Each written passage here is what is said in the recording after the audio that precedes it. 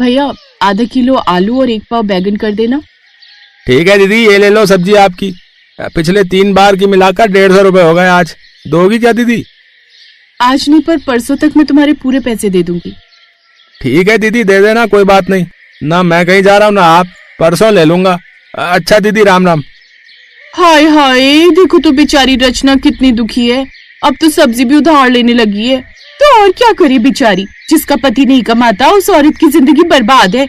इसका पति कमाता ही कहाँ है, पूरा दिन बस निठल्लों की तरह पान की दुकान पर खड़ा सिगरेट फूकता रहता है। पैसे कमाने की उसे चिंता ही क्या है। यही बेचारी घरों में रोटी बना बना कर घर चला रही है। पर अब तो वैसे भी पता चला है कि गर्भवती है, तो अब तो इसे भी काम करने में परेशानी आएगी। हाय, देखो तो निठल्ले पति को बच्चा पैदा करना आता है, काम करना नहीं आता। बताओ तो, जब घर में पैसे नहीं होंगे तो बच्चे को कैसे पालेगी? जरूरत ही क्या थी माँ बनने की, बेवकूफ औरत। अक्सर इसी तरह के ताने रचना को मोहल्ले वालों और रिश्तेदारों से सुनने को मिलते थे। अनिल से शादी का फैसला खुद रचना का था। 2 साल पहले रचना ने अनिल से लव मैरिज की थी। रचना के माता पिता नहीं चाहते थे कि रचना अनिल से शादी करे, पर रचना ने जिद की, इसलिए परिवार वालों ने रचना की शादी अनिल से कर दी। रचना को शादी के बाद पता चला कि अनिल शराब और सिगरेट का आदी है। इन्हीं आदतों के चलते अनिल देर सवेर काम पर जाता था, इसलिए उसकी नौकरी छूट गई और आज हर रिश्तेदार और जान पहचान वालों के ताने नींद में भी रचना का पीछा नहीं छोड़ते। हाय हाय, इसका पति नहीं कमाता। हाय, इसका पति नहीं कमाता। हाय हाय हाय हाय, इसका पति नहीं कमाता। रचना नींद से जागती है। उसने नजर घुमाकर अनिल की तरफ देखा और फिर घड़ी की तरफ देखने लगी। 5 बजे हैं, पर सोने का मन ही नहीं है। ये मैंने कैसा सपना देखा? ये सब रोजाना के ताने हैं जो सपने में भी मेरा पीछा नहीं छोड़ रहे। आज काम पर भी जल्दी जाना है, उठी जाती हूँ। रचना उठकर कमरे से बाहर आई तो देखा उसकी सास जगी हुई थी। अरे रचना, आज जल्दी उठ गई? सुबह थोड़ी देर से उठ लिया कर बहू, अब तेरा 3रा महीना शुरू हो गया है, आराम भी शरीर के लिए जरूरी है। माँ जी, वो पता नहीं बहुत बुरे बुरे ख्याल मन में आ रहे थे, उसी से नींद खुल गई। मैं जानती हूँ बहू, रोजाना तुम्हें अनिल की वजह से ताने सुनने पड़ते हैं। पता नहीं अनिल को कब समझ आएगी, कब ये कोई काम करेगा, कब कमाने पर ध्यान देगा। मैं तो समझा समझा कर थक गई। माँ जी, मैं चाय बनाकर लाती हूँ, आज काम पर 8 बजे पहुँचना है। हाँ हाँ, तू टाइम से जा, घर की रोटी सब्जी मैं देख लूंगी। रचना की सास विमला बहुत अच्छे स्वभाव की थी। वो अपनी बहू का दर्द समझती थी। सास को भी यही लगता था कि बेटा घर बैठा है और बहू बेचारी कमाने के लिए मेहनत कर रही है। पर अनिल को ये बात कहाँ समझ आने वाली थी। उसे तो शाम होते ही पैसे हाथ में चाहिए होते थे ताकि वो ठेके पर जाए और शराब पिए। एक शाम अनिल गुस्से से पागल हो गया। वो रचना पर भयानक गुस्सा कर रहा था, जिससे रचना डर गई। मैं कहता हूँ पैसे दे, वरना। सुनो तो, पहले मेरी बात तो सुनो। हाँ बोल, क्या बोलना है बोल। इनमें से कुछ पैसे घर की जरूरतों के हैं और ये 300 रुपए मैंने अपने इंजेक्शन और दवाई के रखे हैं। डॉक्टर के पास जाऊंगी तो पता नहीं कितने लगे। अरे अभी अगले महीने चली जाइयो, ये डॉक्टर भी फालतू के इंजेक्शन लगाते हैं। मुझे दे तो ये पैसे, इधर ला। अनिल, बहू का डॉक्टर के पास जाना जरूरी है। 5वां महीना लग गया है, बहू कमजोर है, इसलिए डॉक्टर ताकत के इंजेक्शन लगा रहा है। सब ताकत है इसमें, इन सब फालतू की बातों का मेरे ऊपर कोई असर नहीं होगा, समझी? ला पैसे दे। डरते डरते आंखों में आंसू लिए रचना अनिल को वो पैसे दे देती है जो उसने डॉक्टर के पास जाने के लिए अलग रखे थे। अनिल पैसे लेकर शराब के अड्डे पर चला जाता है। धीरे धीरे समय बीता। रचना कभी डॉक्टर के पास गई, कभी छोड़ दिया। ऐसा ही होता रहा और फिर 9वें महीने में रचना को जो खुराक मिलनी चाहिए थी वो नहीं मिली, क्योंकि उसके कमाए सारे पैसे अनिल छीन लेता था। जो थोड़े बहुत बचते थे उससे रचना घर की रोजाना की सब्जी दूध खरीद लाती थी। अब 9वां महीना था तो रचना ने काम पर जाना छोड़ दिया, क्योंकि उसे अब कमजोरी और थकान रहने लगी थी। बहू, 1 गिलास दूध पी लिया कर, कम से कम कुछ तो शरीर में ताकत आएगी। जी माँ जी, पी लूंगी। तभी रचना के मम्मी पापा आ जाते हैं। उनके हाथ में सामान के कुछ थैले थे। मम्मी पापा को देखकर रचना की आंखों में खुशी के आंसू आ जाते हैं। मम्मी पापा, आप दोनों, मैं बहुत खुश हूँ कि आप आए। हाँ, मुझे पता था तुम्हारा 9वां महीना चल रहा है, इसलिए कुछ खाने पीने का सामान लाए हैं। रचना, मैंने सुना अनिल अभी भी कोई काम नहीं कर रहा, कुछ नहीं कमा रहा, फिर घर कैसे चल रहा है? सुनिए, इतने दिनों बाद बेटी से मिल रहे हैं, ये सब बातें छोड़ दीजिए वरना बच्चे पर असर पड़ेगा। रचना, तू डॉक्टर को समय पर दिखा रही है ना? हाँ हाँ मम्मी, मैं कल ही डॉक्टर को दिखा कर आई हूँ। बहन जी, रचना झूठ बोल रही है। मेरे निकम्मे बेटे की वजह से रचना के पास 1 रुपया भी नहीं बचता। ठीक से खाना तक तो खा नहीं पाती है, डॉक्टर को क्या दिखाएगी। रचना, तूने अपनी इतनी बड़ी परेशानी हमसे नहीं कही। मैं कहता हूँ अभी के अभी तू हमारे साथ चल। मैं यहाँ तुझे इस नर्क में नहीं रहने दूंगा। पापा नहीं, प्लीज ऐसा मत बोलिए, ये मेरा घर है, मैं ये घर छोड़कर कहीं नहीं जाऊंगी। सुनिए, मैं रचना की परेशानी समझ सकती हूँ। रचना को इस हालत में कोई भी टेंशन नहीं होनी चाहिए। ठीक है बेटी, अगर तू साथ नहीं चल सकती तो अपना ख्याल तो रख सकती है। सुनो, रचना को कुछ पैसे दे दो ताकि ये डॉक्टर को भी दिखाए और अपना खाने पीने का सामान भी मंगवाती रहे। रचना, ये कुछ फल फ्रूट, ड्राई फ्रूट है, ये भी खाती रहे, शरीर में ताकत आएगी। अपना ख्याल रखना, हम आते रहेंगे। हाँ। रचना के पिता भी एक छोटी सी कपड़े की दुकान चलाते थे। उनके पास ज्यादा तो नहीं था, पर इतना पैसा था कि वो अपने बच्चे की मदद कर सके। उन्होंने रचना के हाथ में 15,000 रुपए दिए ताकि रचना को इस हालत में कोई परेशानी न हो। पर अनिल ने अलमारी में वो पैसे देख लिए और चुपचाप पैसे उठाकर दोस्तों यारों के साथ घूमने निकल गया। रचना ने जब डॉक्टर के पास जाने के लिए पर्स देखा तो वो घबरा गई। माँ जी, मैंने इसी पर्स में पैसे रखे थे, पर पर्स खाली है। बहू, मैं जानती हूँ कि ये सब अनिल की करतूत है, वही। अचानक रचना को लेबर पेन शुरू हो गए। सास घबरा गई। वो ऑटो वाले को बुलाकर लाई और रचना को अस्पताल लेकर पहुंची। सास ने रचना के मम्मी पापा को भी बुलवा लिया। रचना की हालत नाजुक थी। रचना बहुत कमजोर है। रचना की हालत बहुत नाजुक है, अभी हम कुछ नहीं कह सकते। शायद रचना को कोई गहरा सदमा है जिस कारण उसकी ये हालत है। डॉक्टर, आप कुछ भी कीजिए, मेरी बेटी को बचा लीजिए। डॉक्टर, मेरी बहू को बचा लीजिए। तभी अनिल आ जाता है।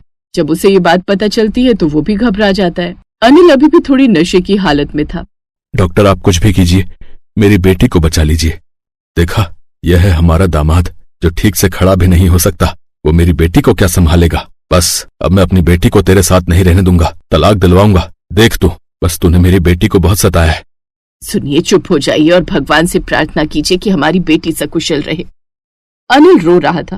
पहली बार उसकी आंखों में पश्चाताप दिखाई दे रहा था, पर अभी वो कुछ नहीं बोला, बस चुप रहा। कुछ घंटों बाद डॉक्टर बाहर आई। उसके चेहरे पर मुस्कान थी। घबराइए नहीं, आपकी बेटी अब ठीक है। और हाँ, आप नाना बन गए। आपकी बेटी ने एक प्यारी सी बेटी को जन्म दिया है। माँ और बच्ची दोनों बिल्कुल ठीक है। सबके चेहरे खुशी से खिल गए। सब रचना और बच्ची से मिले, पर रचना की आंखें अनिल को ढूंढ रही थी। माँ जी, मम्मी पापा, अनिल कहाँ हैं? क्या वो नहीं आए? आया है, पर किस मुंह से आएगा? वो लायक ही नहीं पति और पिता कहलाने के। पापा प्लीज, मैं अनिल से मिलना चाहती हूँ। मुझे पता है अब हमारी बेटी आ गई है, वो ठीक हो जाएंगे। माँ जी, उन्हें बुला दीजिए। सास अनिल को बुलाती है। अनिल की आंखों के आंसू रचना देख रही थी। अनिल ने कांपते हाथों से अपनी बेटी को गोद में लिया और उसके आंसू छलक गए। मैं खूब कमाऊंगा अपनी प्रिंसेस के लिए। उसके पापा खूब मेहनत करेंगे। मेरी परी, मेरी गुड़िया, मैं खुद को बदलूंगा। मैं आप सबसे माफी मांगना चाहता हूँ, मुझे माफ कर दीजिए। उस मासूम बच्ची के आते ही अनिल में बदलाव आ गया। उसने कमाना शुरू कर दिया और रचना के छोटे से परिवार में उसकी बच्ची नई खुशियां लेकर आई।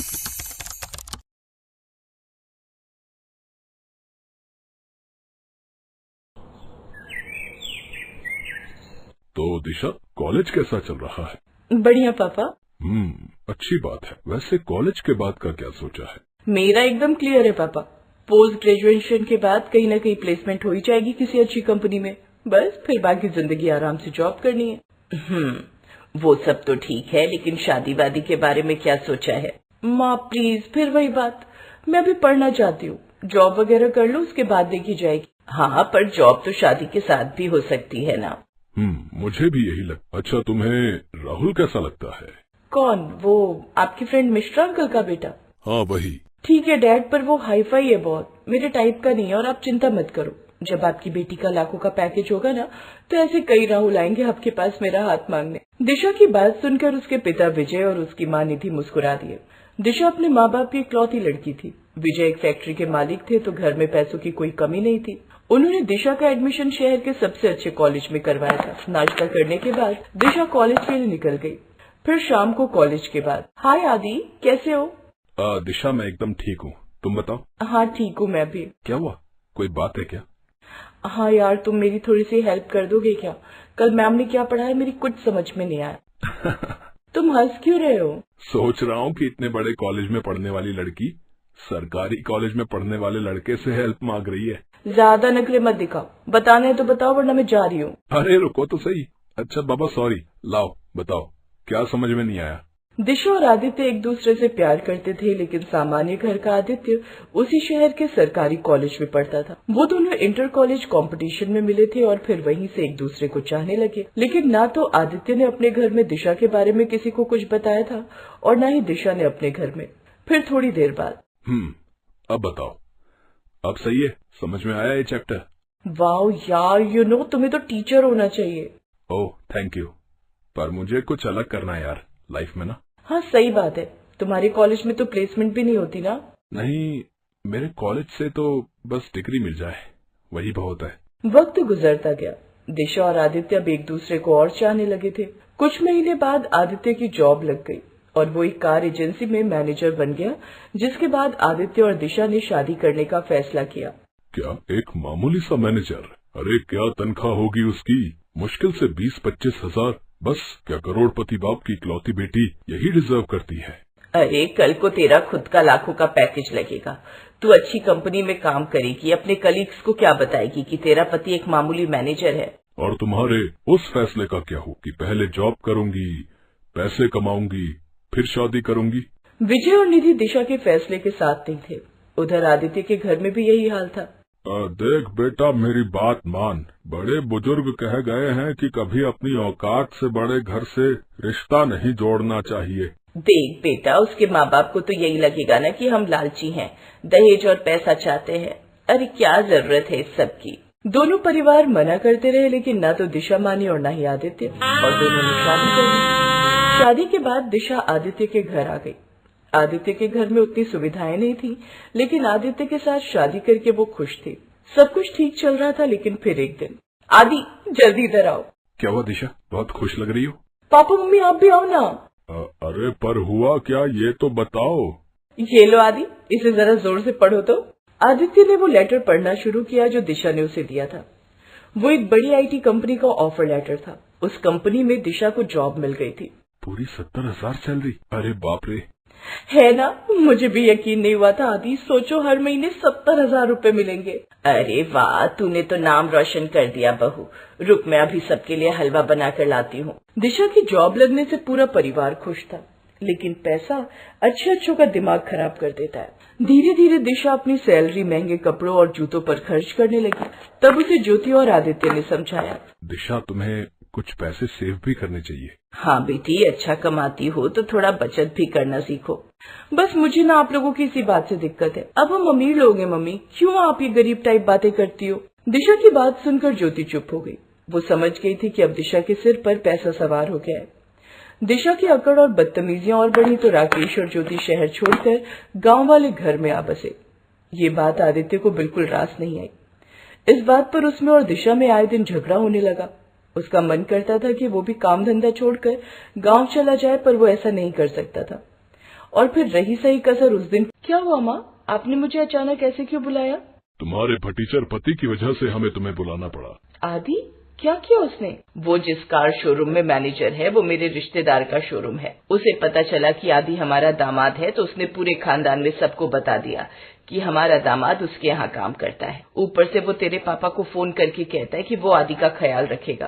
देखो दिशु, तुम्हारी सैलरी उससे 3 गुना ज्यादा है। उससे बोलो कि या तो वो कोई अच्छा काम पकड़े या फिर घर संभाले। अरे तुम तो जॉब कर ही रही हो ना। हाँ, कम से कम ऐसे हमारी बेइज्जती तो नहीं होगी ना।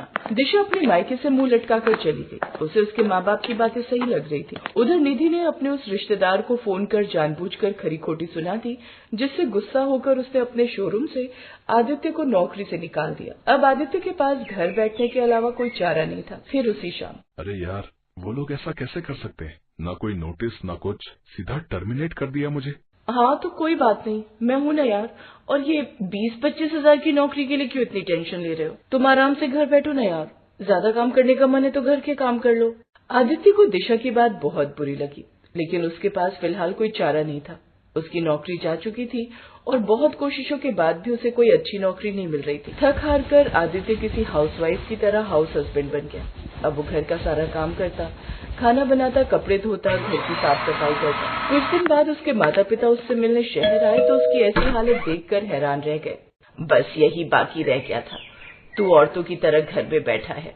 अरे नाक कटवा दी तूने तो हमारी। अरे कुछ नहीं तो हमारा ही ख्याल रख लिया होता। आदित्य अपने माता पिता को समझाने की लाख कोशिश करता रहा, लेकिन वो कहाँ सुनने वाले थे। वो उसे कोसते हुए दोबारा गांव चले गए। फिर अगले ही दिन दिशा के माँ बाप आ धमके। हाँ ये सही है, वैसे भी जितने काम तुम करते हो आदि उतने पैसे तो कोई मेड भी ले ही लेगी, तो तुम तो सेव कर ही रहे हो, और वैसे भी दिशा अच्छा कमा तो रही है। आदित्य के मन में पहले ही आग लगी थी और फिर दिशा के माँ बाप ने उसका मजाक बनाकर उस आग को और हवा दे दी। थोड़ी देर बाद, यार ये क्या है आदि, दाल में नमक कितना ज्यादा कर दिया तुमने। उफ, तुम्हें करना ही क्या होता है, घर में ठीक से खाना भी नहीं बना सकते क्या। मैं सारा दिन ऑफिस में झक मरा हूँ और शाम को ऐसा खाना खाने का किसका मन करेगा। जाओ यहाँ से, सारा मूड खराब कर दिया। अपने माँ बाप नाराज होकर चले गए थे। सास ससुर ताने मारते थे और पत्नी ने भी उसे जली कटी सुनानी शुरू कर दी थी। बेचारा आदि बहुत बुरी जिंदगी जी रहा था। वो रसोई में जाकर खूब रोया, लेकिन तभी उसने आंसू पोंछे और खुद से वादा किया कि वो अपनी जिंदगी बदल कर रहेगा। उस दिन के बाद से उसने मोबाइल में अलग अलग रेसिपी बनानी सीखी और वो घर पर ही उन्हें हर रोज ट्राई करने लगा। बीतते वक्त के साथ आदित्य बहुत अच्छा खाना बनाने लगा और अब तो दिशा और उसके माँ बाप भी उससे बहुत खुश रहने लगे थे। मानना पड़ेगा यार, क्या स्नैक्स बनाए हैं। वही तो आदि, तुम ना यही करो, खाना वाना बनाओ, छोड़ो जॉब वॉब के बारे में। अपनी सास ससुर की बात सुनकर आदि हल्का मुस्कुरा दिया। एक बार फिर उन्होंने उसकी बेइज्जती जो की थी। ऐसे ही कुछ साल बीत गए। आदित्य पूरा घर संभालता और दिशा काम करती। और फिर एक दिन, आओ दिशा, जल्दी आओ ना। क्या बात है, बड़े खुश लग रहे हो। हाँ जरा इस लेटर को पढ़ो तो। अरे वाह, ये लेटर तो मार्वल शेफ शो की तरफ से आए हैं। Dear mister Aditya, we are very happy. अरे बाप रे, 24 लाख रुपए हर साल, मतलब 2 लाख रुपए महीना पर, ये कैसे। अरे पढ़ो ना, और जोर से पढ़ना, तुम्हारे मम्मी पापा भी आए हुए हैं तो वो भी सुन लेंगे। घर में रहकर ही मैंने खाना बनाना सीखा दिशा, और फिर 2 महीने पहले एक ऑनलाइन कंपटीशन में मैंने भाग लिया और मेरी डिश सबको पसंद आई। मैं वो कुकिंग रियलिटी शो जीत गया और अब वो मुझे दूसरे सीजन के लिए जज रखना चाहते हैं, और इसके लिए वो हर महीने मुझे 2 लाख रुपए देंगे। ये तो कितना अच्छा हो गया ना। मेरे 80,000 और तुम्हारे 2 लाख मिलाकर हर महीने 3 लाख के आसपास हो जाएंगे। क्या बात है, हम तो मौज मारेंगे। नहीं दिशा, अब हो गया, तुम अपनी पूरी सैलरी रखो और खूब मौज मारो। मैं अपनी कमाई से अपने माँ बाप की सेवा करूंगा। दिशा की लात मनाने पर भी आदित्य ने अपना फैसला नहीं बदला, तो आखिर में मुंह लटकाए दिशा वहां से चली गई। अब उसे अपनी गलती का एहसास हो रहा था, लेकिन आदित्य उसे माफ करने वाला नहीं था। वो अपने गांव के लिए निकल चुका था, अपने बूढ़े माँ बाप को लाने के लिए और अपना खोया हुआ आत्मविश्वास